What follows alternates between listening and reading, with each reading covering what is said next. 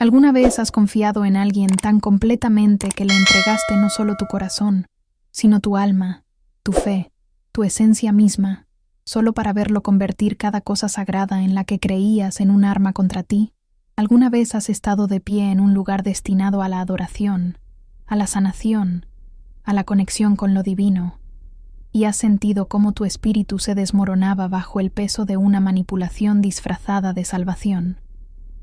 Yo sí lo he vivido, y lo que estoy a punto de compartir contigo te va a sacudir hasta lo más profundo de tu ser, porque esta no es solamente mi historia, es la historia de incontables personas que han sufrido en silencio, atrapadas en los rincones más oscuros del abuso espiritual, donde nadie piensa mirar, donde nadie cree que pueda suceder, donde el perpetrador lleva una máscara tan convincente que incluso cuestionarlo se siente como una blasfemia. Mi nombre no importa tanto como lo que me sucedió, y más importante aún, lo que hice con ese dolor, cómo transformé la traición más profunda de mi vida en un escudo que ahora protege a cientos, quizás miles de personas de sufrir el mismo destino que yo sufrí. Esta es la historia de cómo él usó el altar para herirme, cómo retorció las escrituras y las oraciones convirtiéndolas en armas de control, cómo me hizo creer que mi sufrimiento era de alguna manera santo, de alguna manera parte de un plan mayor, y cómo finalmente vi a través de las mentiras, me liberé, y convertí ese dolor desgarrador en un poder imparable que hoy me define y me impulsa cada día de mi vida. Déjame llevarte de regreso a donde todo comenzó, a una versión de mí misma que apenas reconozco ya, una mujer joven llena de esperanza y fe, buscando significado y conexión en un mundo que a menudo se sentía frío y desconectado de todo lo verdaderamente importante. Siempre había sido una persona espiritual, siempre había creído en algo más grande que yo misma, y anhelaba esa sensación de comunidad, anhelaba pertenecer a algo, anhelaba ese sentimiento de ser parte de algo divino, y con propósito que le diera sentido a mi existencia. Cuando entré por primera vez a aquella iglesia, recuerdo haber sentido una abrumadora sensación de paz que me invadió completamente, el tipo de paz que había estado buscando durante toda mi vida adulta, sin conseguirla jamás. La música era hermosa y conmovedora.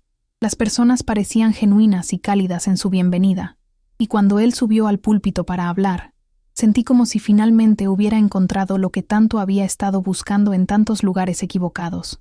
Era carismático de una manera que parecía auténtica, no llamativa ni performativa como esos predicadores de televisión, sino profundamente sincera y llena de conocimiento verdadero sobre las escrituras y la vida espiritual. Hablaba sobre el dolor y la redención, sobre encontrar a Dios en los momentos más oscuros de nuestra existencia, sobre la rendición y la confianza, y cada palabra parecía alcanzar dentro de mi pecho y tocar algo crudo y vulnerable que llevaba años guardado.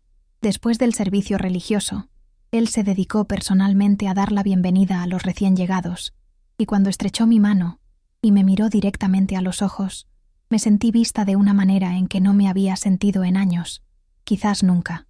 Me preguntó sobre mi historia, sobre lo que me había llevado allí, y me encontré abriéndome a él de maneras en que raramente lo hacía con extraños, contándole sobre mis luchas internas, mis dudas existenciales, mi búsqueda desesperada de propósito y paz en medio del caos de la vida moderna. Durante las siguientes semanas y meses que pasaron como en un sueño, me involucré cada vez más profundamente en la comunidad de la iglesia, asistiendo a los servicios con regularidad religiosa, uniéndome a los grupos pequeños de estudio bíblico, ofreciéndome como voluntaria para diversas actividades y eventos comunitarios que me hacían sentir útil y valorada. Él parecía tener un interés especial en mi jornada espiritual, ofreciéndose a ser mi mentor personal, a guiarme a través de lo que él llamaba mi despertar espiritual, que apenas estaba comenzando. Me sentí honrada, me sentí agradecida, me sentí elegida y especial en medio de toda esa congregación. Nuestras sesiones de mentoría comenzaron de manera bastante inocente, con discusiones profundas sobre las escrituras, sobre cómo aplicar la fe a la vida diaria, sobre prácticas de oración y meditación que podían transformar mi relación con lo divino. Pero lentamente, de manera casi imperceptible como el cambio de las estaciones, las cosas comenzaron a cambiar de una forma que yo no podía identificar claramente, pero que me inquietaba. Él empezó a hacer preguntas más personales, indagando en mis traumas del pasado, en mis relaciones anteriores, en mis miedos más profundos e inseguridades que ni siquiera yo misma me atrevía a examinar. Al principio, pensé que esto era normal y necesario, que un mentor espiritual necesitaba entender estas cosas para poder ayudarme a sanar y crecer de verdad. Me aseguró que todo lo que discutíamos era confidencial, sagrado incluso, un pacto entre mentor y estudiante bajo la mirada atenta de Dios, que todo lo ve y todo lo sabe. Confié en él completamente y sin reservas, porque ¿por qué no lo haría? Era un hombre de Dios, un líder respetado en la comunidad religiosa, y más allá, alguien que había dedicado su vida entera a ayudar a otros a encontrar su camino hacia la salvación y la paz interior. La manipulación fue tan gradual, tan sutil y cuidadosamente calculada, que no la reconocí como manipulación en absoluto durante mucho tiempo. Comenzó a aislarme de otros miembros de la congregación, sugiriendo que mi jornada espiritual era única y requería más atención personalizada de la que los entornos grupales podían proporcionar adecuadamente. Me convenció de que otras personas, incluso amigos bien intencionados y familiares que me amaban, podrían no entender la profundidad del trabajo que estábamos haciendo juntos, que podrían inadvertidamente obstaculizar mi progreso espiritual con sus dudas mundanas y preocupaciones terrenales que no comprendían la naturaleza de mi transformación. Comencé a alejarme de mi sistema de apoyo, rechazando invitaciones de amigas que había tenido durante años, manteniendo a mi familia a distancia, con excusas que ahora veo eran completamente irracionales. Todo porque creía que estaba haciendo algo importante, algo transformador que requería sacrificio y dedicación absoluta. Él introdujo conceptos que, mirando hacia atrás con la claridad que da la distancia, eran señales de advertencia claras y evidentes de abuso espiritual, pero que en ese momento me parecían profundos e iluminadores, como si finalmente alguien estuviera revelándome los secretos del universo. Hablaba sobre la rendición completa, no solo a Dios, sino a la guía de aquellos que Dios había colocado en autoridad sobre mí, refiriéndose obviamente a Él mismo. Hablaba sobre morir al yo, de maneras que requerían que yo cuestionara mis propios pensamientos, sentimientos e instintos más básicos, que los viera como obstáculos para la fe verdadera en lugar de partes válidas y necesarias de mi experiencia humana. Las sesiones se volvieron más frecuentes y más intensas emocionalmente, consumiendo cada vez más de mi tiempo y energía mental. Insistía en reunirnos tarde en la noche, cuando la iglesia estaba completamente vacía, diciendo que estas eran las horas sagradas, cuando podíamos comulgar con lo divino, sin distracciones del mundo exterior. Durante estas sesiones nocturnas que se extendían por horas, me guiaba a través de oraciones prolongadas y extenuantes que me dejaban emocionalmente exhausta y vulnerable, derribando mis defensas psicológicas bajo el pretexto de derribar barreras hacia la iluminación espiritual.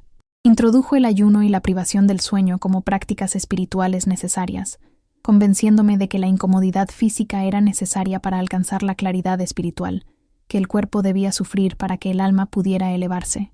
Mi juicio se nubló progresivamente, mi sentido de la realidad se distorsionó completamente, y me encontré cada vez más cansada, cada vez más confundida, cada vez más dependiente de él para obtener guía y validación en cada aspecto de mi vida. Estaba exhausta todo el tiempo, emocionalmente agotada hasta el punto del colapso, y completamente dependiente de él para cualquier orientación sobre qué pensar, qué sentir, qué hacer. Él se había posicionado exitosamente como el único intérprete de la voluntad de Dios para mi vida, y yo había entregado mi autonomía tan completamente que ya no confiaba en mi propia percepción de lo que estaba bien y lo que estaba mal. Mi intuición, que había sido tan fuerte toda mi vida, había sido sistemáticamente silenciada y desacreditada. Entonces llegó el momento que definiría el siguiente capítulo de mi vida de la manera más horrorosa imaginable, un momento que está grabado en mi memoria con una claridad que todavía me quita el aliento años después. Durante una de nuestras sesiones nocturnas, me dijo que Dios le había revelado algo en oración, algo sobre mi camino hacia la redención, que requeriría confianza y rendición últimas. Mi corazón estaba latiendo con fuerza, mis manos temblaban incontrolablemente, porque algún instinto profundo dentro de mí estaba gritando que algo estaba terriblemente mal, pero había sido tan completamente condicionada a ignorar mis instintos, a verlos como el enemigo de la fe verdadera, que empujé hacia abajo esa voz de advertencia y escuché lo que tenía que decirme. Dijo que yo estaba cargando un peso de pecados pasados, de vergüenza y culpa, que estaban bloqueando mi conexión con lo divino, impidiendo mi crecimiento espiritual, y que la única manera de limpiarme y purificarme era a través de un ritual que él realizaría, una ceremonia sagrada en el altar de la iglesia.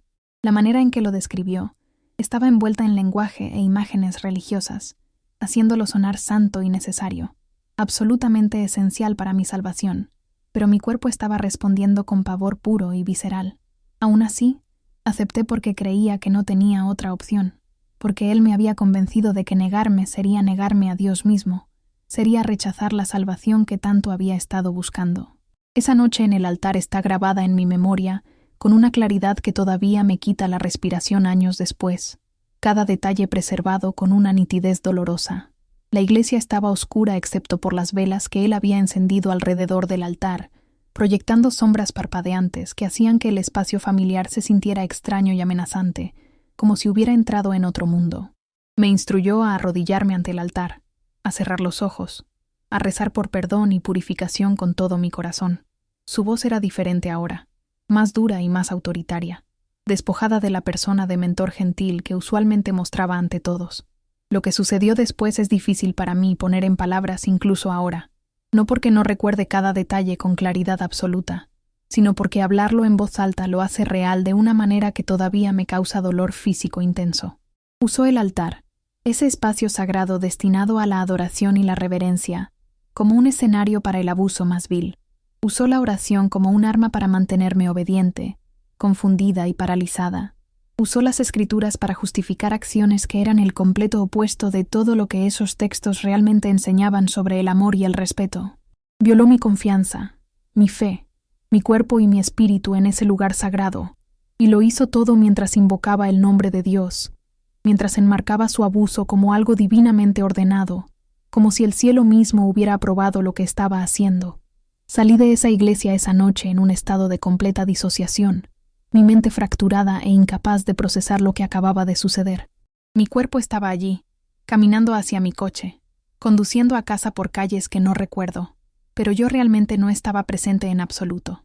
Estaba flotando en algún lugar por encima de mí misma, observando a esta persona rota pasar por los movimientos de existir, mientras todo dentro gritaba en agonía y confusión.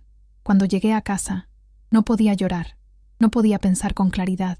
No podía hacer nada más que sentarme en la oscuridad de mi apartamento, mirando a la nada durante horas. Los días que siguieron fueron una nebulosa de entumecimiento interrumpida por momentos de dolor emocional tan intenso que pensé que me mataría, que mi corazón literalmente se detendría bajo el peso de lo que había experimentado. Quería decirle a alguien, quería gritar desde los tejados lo que él había hecho, pero él había pasado meses preparándose para esta posibilidad, construyendo muros de vergüenza y duda dentro de mi mente que ahora me parecían infranqueables. Me había convencido de que si alguna vez hablaba sobre nuestro trabajo espiritual juntos, nadie me creería porque yo era la problemática, porque yo era la rota, porque yo era la que tenía el pasado pecaminoso que necesitaba salvación desesperadamente. Se había posicionado como el Salvador y a mí como el proyecto. ¿Y quién creería al proyecto sobre el Salvador? ¿Quién cuestionaría a un hombre de Dios tan respetado por la palabra de una mujer que él había descrito como espiritualmente enferma? El abuso espiritual continuó durante meses después de aquella noche, porque estaba atrapada, no por cadenas físicas que pudiera ver o tocar, sino por cadenas psicológicas y espirituales que eran igual de reales y igual de fuertes, quizás incluso más, porque eran invisibles para todos los demás. Me había aislado tan completamente que no tenía a nadie a quien recurrir, nadie que entendiera o creyera lo que estaba experimentando cada día. Había retorcido mi fe tan profundamente que yo creía que mi sufrimiento era de alguna manera redentor, de alguna manera necesario para mi crecimiento espiritual, que Dios me estaba probando y yo tenía que resistir sin quejarme. Cada vez que intentaba alejarme, Él me atraía de vuelta con una combinación de amenazas disfrazadas de preocupación pastoral, bombardeos de amor y afecto, y promesas renovadas de un avance espiritual que estaba justo a la vuelta de la esquina, si yo simplemente perseveraba un poco más. Sabía exactamente qué botones presionar.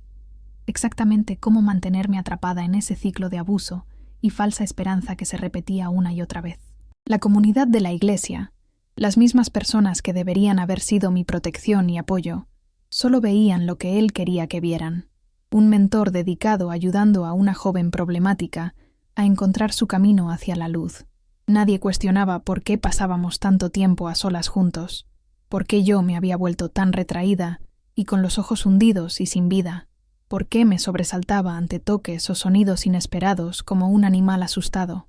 O tal vez algunas personas lo notaron y eligieron mirar hacia otro lado porque confrontar la verdad destrozaría la ilusión de su comunidad segura y sagrada, y eso era demasiado incómodo, demasiado perturbador para considerarlo siquiera.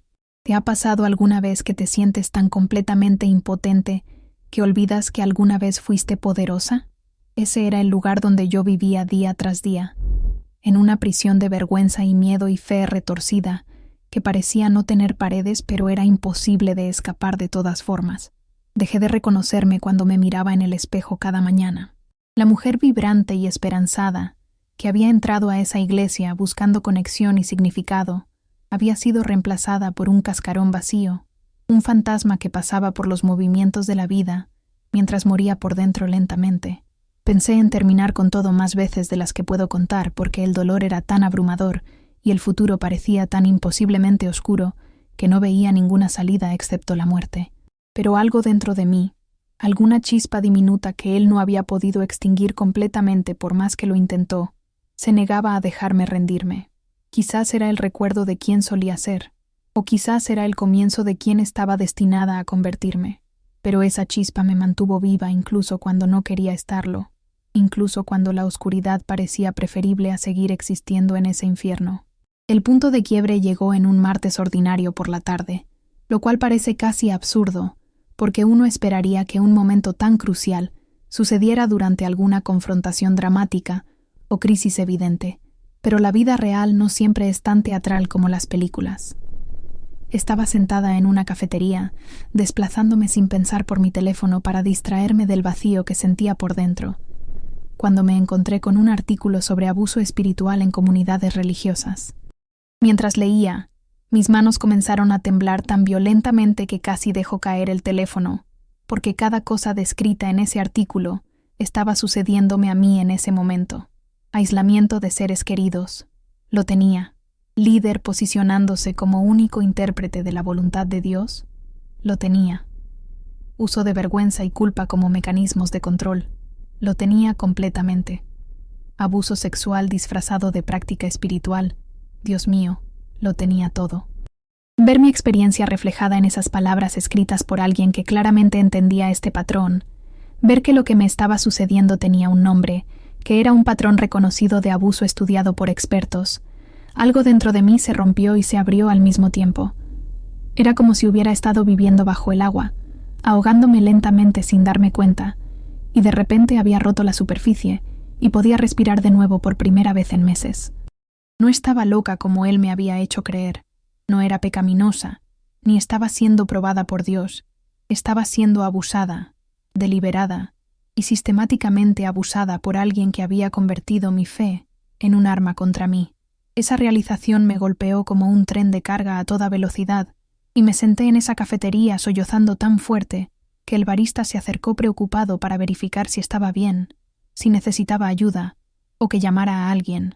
Pero estas no eran solo lágrimas de dolor, eran lágrimas de despertar, de rabia justa, de determinación férrea.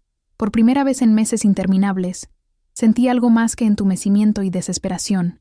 Sentí ira, una ira ardiente y justa por lo que me habían hecho, por cómo mi confianza y mi fe habían sido violadas y pervertidas de la manera más cruel. Esa ira se convirtió en el combustible que necesitaba para comenzar a luchar de vuelta, para comenzar a reclamar mi vida y mi poder que había entregado tan completamente. Fui a casa ese día e hice algo que debería haber hecho meses antes. Se lo conté a alguien. Llamé a mi hermana, a quien había estado evitando, y manteniendo a distancia siguiendo sus instrucciones, y le conté todo, cada detalle horrible, cada manipulación, cada momento de abuso sin omitir nada. Ella me creyó de inmediato, sin vacilación ni juicio, solo amor y apoyo incondicional, y su creencia en mí se convirtió en la base que necesitaba para comenzar a reconstruirme pieza por pieza. Encontrar mi voz fue aterrador porque él había pasado tanto tiempo convenciéndome de que mi voz no importaba, de que mi verdad estaba viciada y era pecaminosa, de que hablar solo traería más dolor y rechazo. Pero hablé de todos modos. Primero con mi hermana, luego con una terapeuta que se especializaba en trauma religioso y que entendía exactamente lo que me había sucedido. Luego con una abogada que me explicó que lo que él había hecho no solo era moralmente incorrecto, sino criminalmente procesable bajo la ley. Cada vez que contaba mi historia, sentía que un poco de mi poder regresaba, que un poco de la niebla se levantaba, que me sentía un poco más como yo misma otra vez. La terapeuta me ayudó a entender las tácticas que él había usado, me ayudó a ver lo clásica y predecible que había sido su manipulación, cómo yo no era especial ni únicamente débil ni tonta por caer en su trampa, sino más bien cómo él era hábil explotando necesidades humanas normales de conexión, significado y plenitud espiritual. Entender la psicología detrás de lo que había sucedido no borró el dolor ni las cicatrices, pero sí me ayudó a dejar de culparme a mí misma, a dejar de creer las mentiras que él había plantado en mi mente sobre mi propia valía y valor como persona. Escapar completamente requería más que solo distancia física. Requería desprogramar años de condicionamiento psicológico y reclamar mi comprensión de la fe y la espiritualidad en mis propios términos. Tuve que separar los aspectos hermosos y vivificantes de la fe de la versión retorcida y abusiva que él me había impuesto a la fuerza. Tuve que aprender que rendirme a Dios no significaba rendir mi autonomía o juicio a otro ser humano, que cuestionar y tener límites no eran signos de fe débil, sino de fe saludable y madura, que mi cuerpo y mis instintos y mi voz importaban y nunca debieron ser sacrificados en el altar del viaje de poder de otra persona. Este proceso fue doloroso y lento, requiriendo que examinara cada creencia, cada práctica, cada suposición sobre la cual había construido mi vida espiritual y determinara qué era auténtico y qué había sido implantado por él con propósitos de control. Algunos días sentía que estaba progresando, construyendo algo nuevo y saludable, y otros días sentía que estaba de vuelta en el punto de partida, ahogándome en dudas y respuestas traumáticas.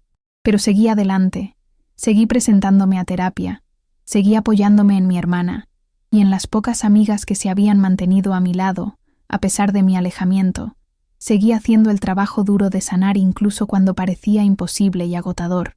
Reporté su conducta al liderazgo de la iglesia, aunque tenía poca esperanza de que tomaran medidas significativas contra alguien tan respetado. Tenía razón en ser pesimista. La respuesta inicial fue defensiva y protectora de él, en lugar de apoyarme a mí y a mi verdad.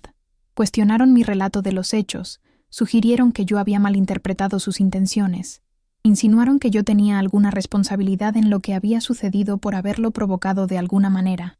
Este trauma secundario, esta traición institucional, fue casi tan devastador como el abuso original porque confirmaba lo que él me había dicho, que nadie me creería, que la institución se protegería a sí misma en lugar de proteger a las víctimas vulnerables, pero me negué a dejar que su fracaso me silenciara o me hiciera retroceder. Fui a la policía y presenté un informe formal, sabiendo que el sistema legal es notoriamente difícil para las víctimas de agresión sexual, especialmente cuando la religión y la autoridad espiritual están involucradas, pero estaba determinada a crear un registro oficial de lo que él había hecho. El proceso legal fue brutal y retraumatizante, requiriendo que reviviera mi trauma repetidamente en declaraciones y testimonios, que cada detalle fuera cuestionado y escudriñado por abogados escépticos, que enfrentara a sus abogados defensores que intentaron pintarme como inestable mentalmente, vengativa y poco confiable. Hubo días en que quería rendirme, retirar mi denuncia y retroceder de vuelta al anonimato y el silencio donde al menos no tendría que revivir todo constantemente. Pero seguí adelante, porque sabía que ya no estaba luchando solo por mí misma, estaba luchando por todas las personas que él había lastimado antes que yo, y por todas las que lastimaría en el futuro, si yo no lo detenía ahora. Y entonces sucedió algo extraordinario y poderoso. 3 mujeres más se presentaron con historias similares sobre él, mujeres de iglesias anteriores donde había trabajado, mujeres que habían estado cargando su propio dolor y vergüenza en silencio durante años hasta que escucharon sobre mi caso y encontraron el valor para hablar también. Su testimonio corroboró el mío perfectamente.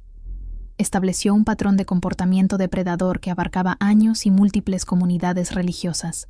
Juntas, nuestras voces fueron lo suficientemente fuertes para romper los muros de negación y protección institucional que lo habían protegido durante tanto tiempo.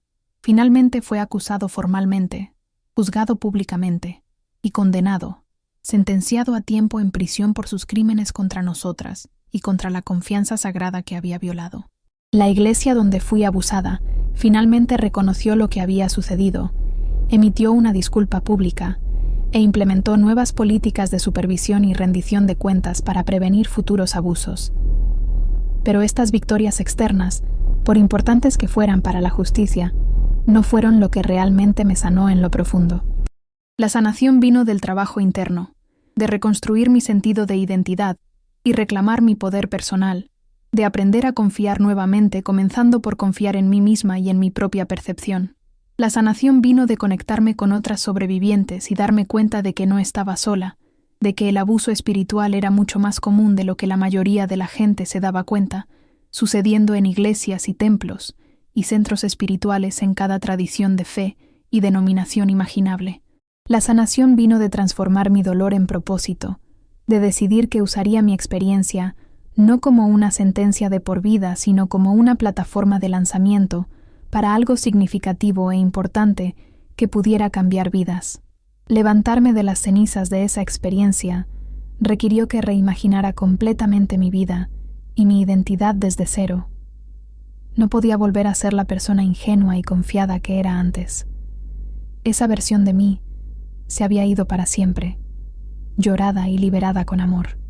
Pero podía convertirme en algo nuevo, algo más fuerte y más sabio y más compasivo, precisamente debido a lo que había sobrevivido y superado. Volví a estudiar y me especialicé en psicología, enfocándome en trauma y abuso religioso, para entender mejor lo que me había sucedido. Me entrené como consejera y defensora, aprendiendo las habilidades que necesitaba para ayudar a otros a navegar las complejas secuelas del abuso y la manipulación espiritual. Comencé a hablar públicamente sobre mi experiencia, primero en pequeños grupos de apoyo donde mi voz temblaba y mis manos se agitaban nerviosamente, luego en conferencias y talleres profesionales, luego eventualmente en plataformas que alcanzaban a miles de personas en todo el mundo. Cada vez que compartía mi historia, alguien se me acercaba después con lágrimas en los ojos diciendo: «Eso me pasó a mí también», o «Pensé que era la única persona a quien le había sucedido esto», o «Me has dado esperanza de que puedo sobrevivir esto y tener una vida plena después». Convertir mi dolor en propósito se convirtió en mi misión y mi vocación más profunda. Fundé una organización dedicada a apoyar a sobrevivientes de abuso espiritual, proporcionando servicios de consejería especializados, defensa legal para casos complicados, recursos educativos completos y comunidad segura para personas que intentaban reconstruir sus vidas después de trauma religioso. Capacitamos a líderes religiosos y miembros de la comunidad para reconocer las señales de advertencia del abuso espiritual, para entender las tácticas que usan los depredadores, para crear culturas de rendición de cuentas y protección en lugar de habilitación y encubrimiento. Presionamos por reformas legales para cerrar lagunas que permitían a los abusadores esconderse detrás de la autoridad religiosa y la protección institucional.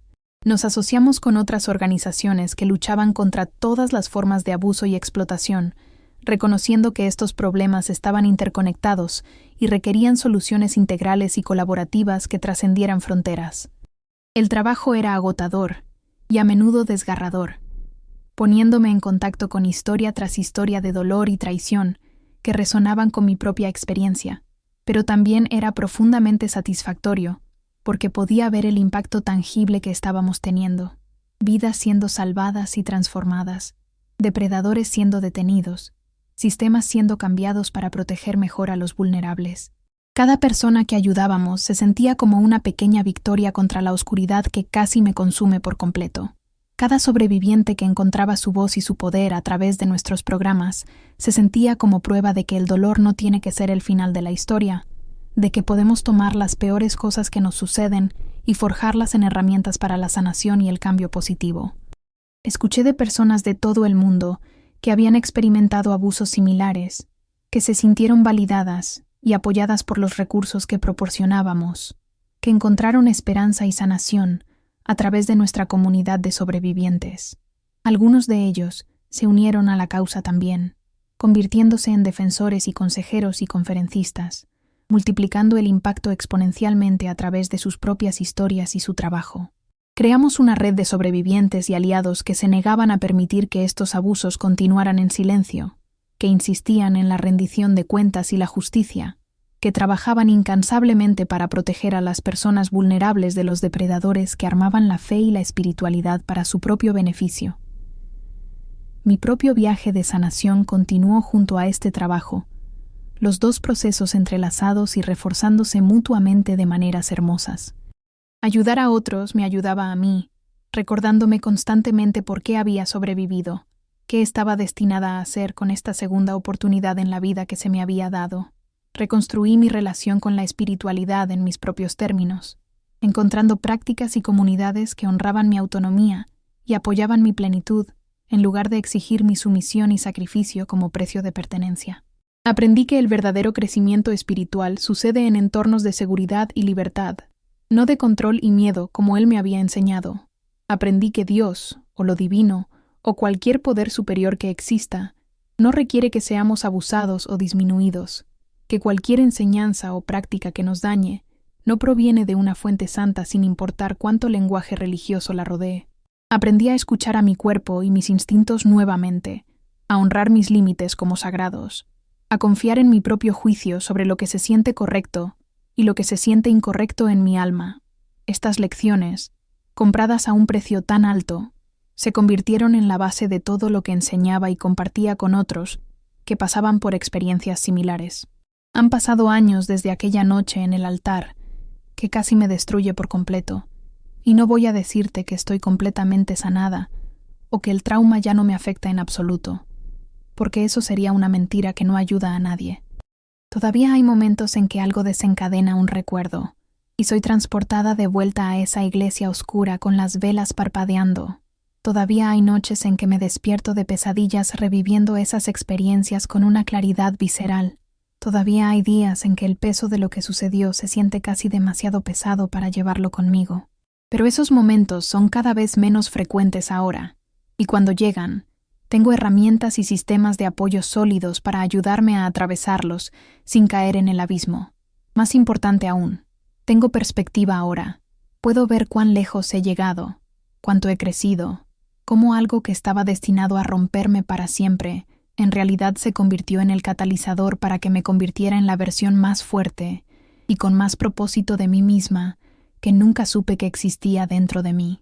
La organización que fundé ahora ha ayudado a miles de sobrevivientes, proporcionando consejería a más de 5.000 personas, asistiendo con defensa legal en cientos de casos complejos, capacitando a más de 10.000 líderes religiosos en prevención y respuesta al abuso, y alcanzando a millones a través de nuestro contenido educativo y campañas de concientización pública que están cambiando la conversación.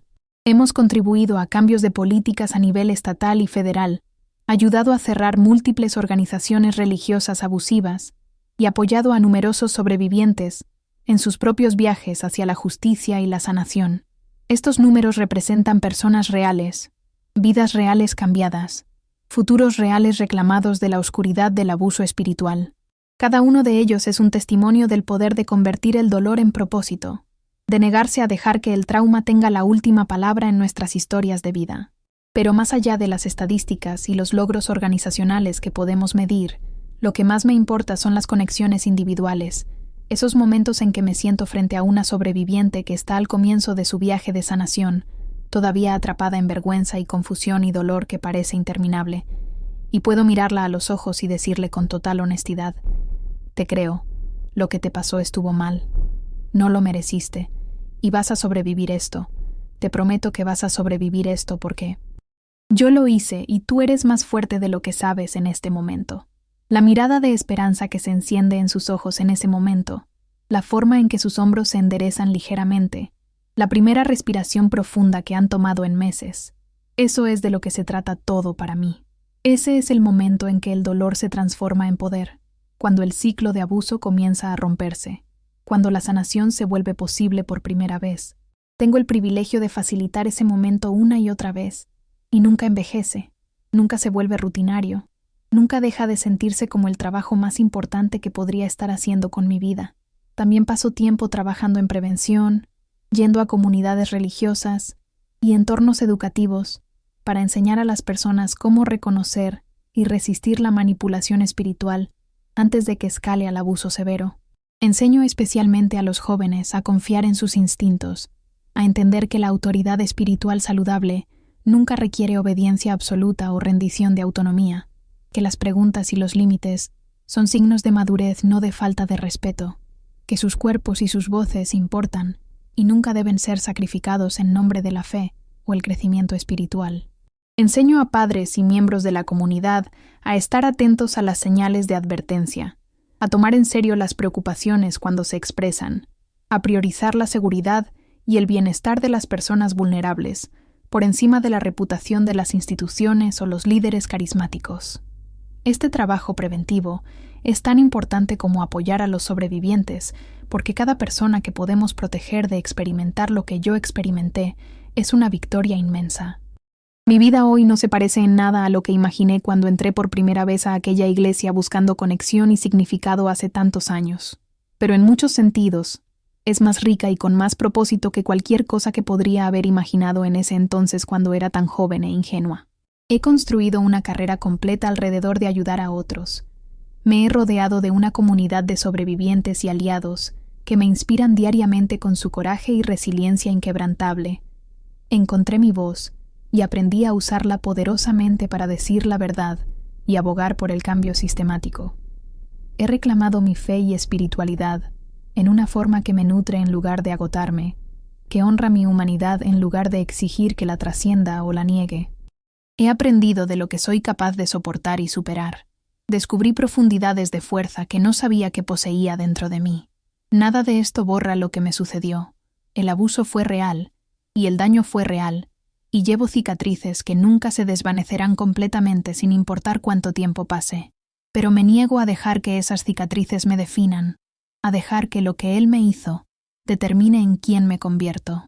En cambio, he elegido dejar que mi supervivencia y mi sanación me definan, dejar que el trabajo que hago y las vidas que toco se conviertan en mi legado en lugar del abuso que sufrí siendo su víctima. Si estás viendo este video y algo en mi historia resuena contigo profundamente, si has experimentado abuso o manipulación espiritual, o si sospechas que alguien que amas está atrapado en esa trampa invisible, por favor escúchame cuando te digo que no estás solo, no estás loco, no tienes la culpa de nada, y puedes sobrevivir esto y tener una vida hermosa después. Lo que te sucedió estuvo mal, punto final, sin importar lo que el abusador te dijera, sin importar lo que la institución religiosa diga para protegerse, sin importar cuánta vergüenza o confusión cargues en tu corazón. Tu dolor es válido, tu verdad importa profundamente, y hay personas que te creerán y te apoyarán en cada paso del camino hacia la libertad. La sanación es posible, te lo prometo, la libertad es posible. Una vida plena y hermosa del otro lado de esta oscuridad es completamente posible. Yo soy prueba viviente de eso cada día que respiro. No será fácil y no será rápido, pero si estás dispuesto a hacer el trabajo, a pedir ayuda cuando la necesites, a negarte a dejar que el trauma tenga la última palabra en tu historia de vida, puedes llegar allí. Puedes transformar tu dolor en poder exactamente como yo lo hice, exactamente como miles de otros lo han hecho antes que tú. Tu supervivencia y tu sanación podrían convertirse en la cosa que protege e inspira a innumerables otros, creando efectos dominó de cambio que se extienden mucho más allá de lo que puedes imaginar en este momento de oscuridad. Quiero escuchar de ti en los comentarios, ya seas un sobreviviente, listo para compartir tu historia, o alguien que tiene preguntas sobre cómo apoyar a un ser querido, o simplemente alguien conmovido por este mensaje que quiere ser parte de la solución. Cuéntame qué resonó contigo, qué preguntas tienes, qué necesitas escuchar ahora mismo para seguir adelante.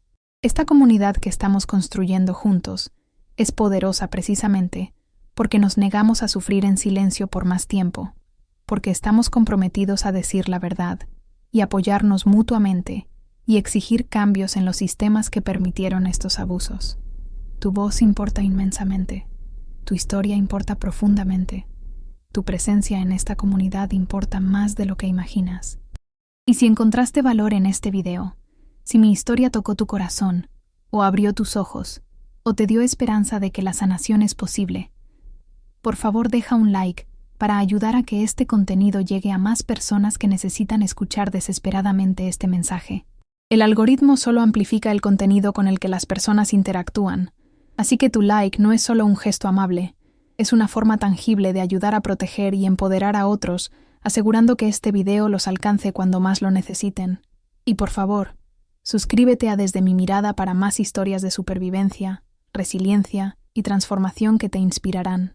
Este canal está dedicado a compartir historias reales de personas reales que han superado desafíos inimaginables y salido más fuertes del otro lado de la adversidad.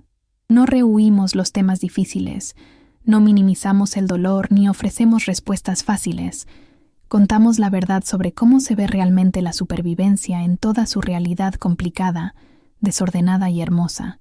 Presiona ese botón de suscripción y activa las notificaciones para que nunca te pierdas una historia que podría cambiar tu perspectiva, inspirar tu coraje o incluso salvar la vida de alguien que amas. Gracias por estar aquí, por escuchar con el corazón abierto, por preocuparte lo suficiente como para ser parte de la solución. Juntos, estamos creando un mundo donde el abuso espiritual no puede esconderse más en las sombras de las instituciones religiosas, donde los sobrevivientes son creídos y apoyados sin cuestionamientos, donde los depredadores son responsabilizados por sus acciones, y donde la fe y la espiritualidad pueden ser lo que están destinadas a ser, fuentes de sanación y conexión y crecimiento en lugar de armas de control y daño. Tu presencia aquí importa más de lo que sabes. Mantente fuerte, mantente conectado, y recuerda que nunca estás solo en esta lucha por la justicia y la sanación.